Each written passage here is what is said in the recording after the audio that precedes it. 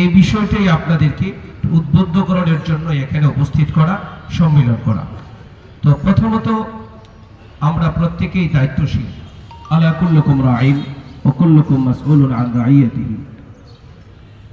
নবী করিম সাল্লাল্লাহু আলাইহি ওয়াসাল্লাম বলেন, তোমরা সকলেই দায়িত্বশীল, তোমাদের দায়িত্ব সম্পর্কে তোমাদেরকে জিজ্ঞাসিত করা হবে। অনেকে বলে আমরা ভোটই দিব না, কিন্তু দায়িত্ব এড়িয়ে আমরা চলতে পারি। ভোট একটি আমানত। যদি বলেন আমি ভোট দিব না, এখান থেকে আমি এড়িয়ে যেতে পারবো না। আমি যদি ভোট না দেই বা আমি কাউকে যদি উদ্বুদ্ধ না করি, তাহলে আমার ভোট, আমার দায়িত্ব অন্যায়কারী অপর আরেকজন দুষ্ট লোক সেটাকে দুষ্টমি খাতে ব্যবহার করে ফেলবে। সুতরাং আমরা কোনো দুষ্ট লোককে দুষ্টমি করার সুযোগ আর দিব না।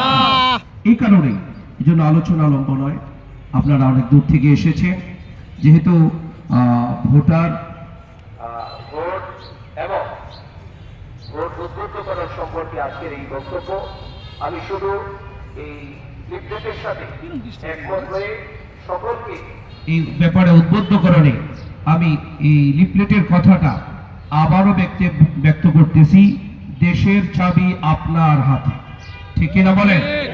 এই কথাটাই আমরা বলব।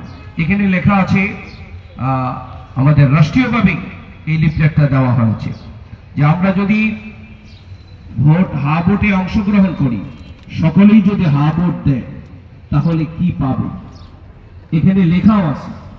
আমি আজকের যারা দায়িত্বশীল রয়েছেন, আমি তাদের প্রতি আহ্বান রাখবো, এরকম লিফলেট যদি আপনারা প্রত্যেক মসজিদে মসজিদে পর্যাপ্ত পরিমাণে দেওয়া হয়, প্রত্যেক বেলায় মুসল্লি আলাদা আলাদা হয়, বিশেষ করে যদি লিফলেট আপনাদের পক্ষ থেকে আমাদের কাছে পৌঁছানো হয়, তাহলে আমাদের এটা বিলি করা, এ ব্যাপারে উদ্বুদ্ধকরণ করা আমাদের জন্য